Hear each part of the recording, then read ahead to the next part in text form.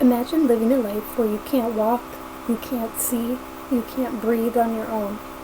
The pain that you feel is so unbearable that you can't move. Though your family has been by your side every step of the way, you start to wonder if ending your life will cure the pain. This situation is so real for many people, and these people need to be able to make their own life choices and have complete control over their life. Assisted suicide is not about just simply killing someone. It is about having that right to choose how you want to live and how you want to die. Assisted suicide saves money on bills, we have the right to choose, and it allows the terminally ill to not live in a life of pain. After doing extensive research, I have seen firsthand and learned that allowing people to choose to end their life with a medical professional's help is the right thing to do when a person is bound to live a life of suffering. Currently, there are 4 states that have assisted suicide laws, and there is 1 state that allows assisted suicide, if the court decides that it is the best thing for the person.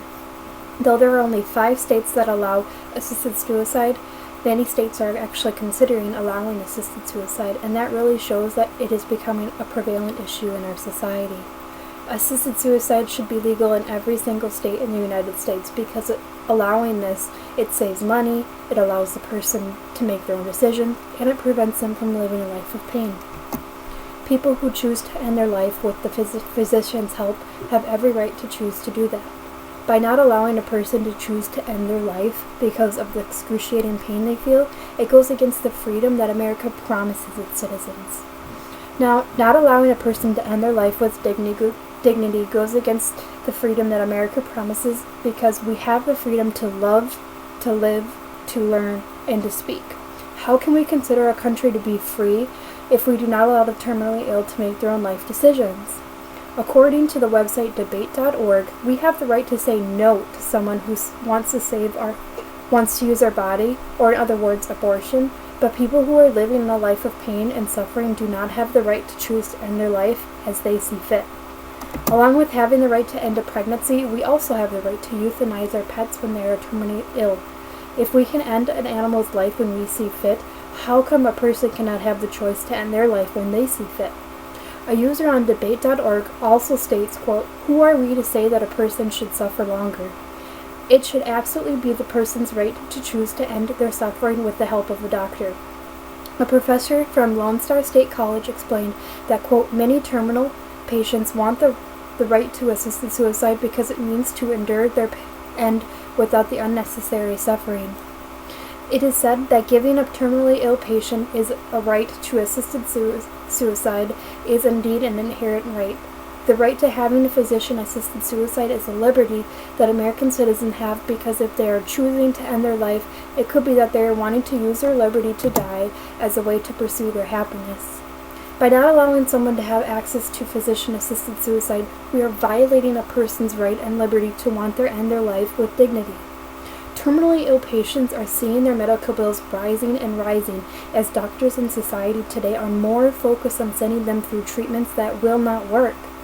The economic factor needs to be considered when thinking about the terminally ill wanting to end their life. If a person wishes to end their life, why would we not grant their wishes if we know they're going to spend a large amount of money on treatment that won't work, and some patients really cannot pay those bills? According to Richard Mayer, quote, "Medicare had paid $55 billion just for doctor and hospital bills during the last 2 months of the patients' lives last year." Mayer had also found that around 20 and 30% of medical expenses have no impact on the patient who has a terminal illness. Those bills are being paid by our government without any questions being asked. Medicine has developed into something that has become so good at keeping the terminally ill alive. When a person is admitted to the hospital, they will see likely a dozen or more specialists, and each one of those specialists will run a different test on them, and all those tests and visits add up. Mayer goes on to state that if you are running a hospital, it is a necessity to keep the hospital filled with paying patients. There are really no restrictions when it comes to the high-tech and expensive treatments that have little potential to extend the patient's life. Many terminally ill patients don't even want aggressive treatment. They prefer the less aggressive route. Mayer actually conducted research with cancer patients and had found that, quote, "A lot of them do not want to go through extensive treatments with horrible side effects." Medicare will pay around $55 $100,000 for a chemotherapy drug named Avastatin, and that drug is used for patients who have advanced breast cancer. That drug really only extends a person's life for a month. They will also pay $40,000 for a man who is over the age of 90 and has terminal cancer to receive a surgically implanted defibrillator.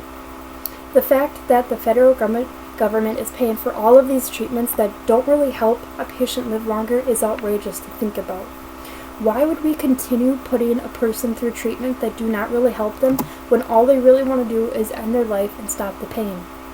Physician-assisted suicide is not about being suicidal, and in any other situation the person would not want to die. But it is about wanting to be at peace and not be in pain. Terminally ill patients want to choose how they die. They do not want to die a painful death. They want to die being surrounded by those who love them and be surrounded by the things they love. Patients want to have access to physician-assisted dying because their suffering cannot be relieved in any other way. Marcia Angel, who is a senior lecturer at Harvard Medical School, created a novel called May Doctors Help You Die? And she really goes into depth about how terminally ill patients need to have access to this right. She says in her book that if healing is really no longer possible, then the doctor's role in this process should no longer be to heal, but it should move into a role that is relieving the suffering that the patient feels. Physician-assisted suicide really is the best thing a doctor can do and offer to a patient who is going to die, because that doctor cannot offer a patient something that will either make the condition better or cure the condition completely. John Grohol had also wrote an article discussing the importance of giving a terminally ill patient the right to choose how they want to die. Many patients want to die in peace and not in pain. They want to control how they die because it is ultimately their choice, and it should not be the doctor's choice if they die or not. It is hard for someone to be for this issue because they are not terminally ill. But if you were terminally ill and you had a random doctor telling you that you have to suffer and keep going through the treatments that do not work, you would want to die on your own terms. Grohol states that would you rather gain a few weeks of life living in a hospital bed with machines helping you live, or would you rather die in a place at a time of your choosing? Patients with a terminal illness want and need access to physician-assisted suicide because they don't want to live a life being heavily medicated. Every state in the United States need to legalize physician suicide for a few reasons. Overall, the legislation of physician-assisted suicide is becoming a very important and prevalent issue that needs to be solved. How would you feel if you were stuck in a hospital bed having a large amount of different medicines pumping through your veins and having a machine helping you breathe?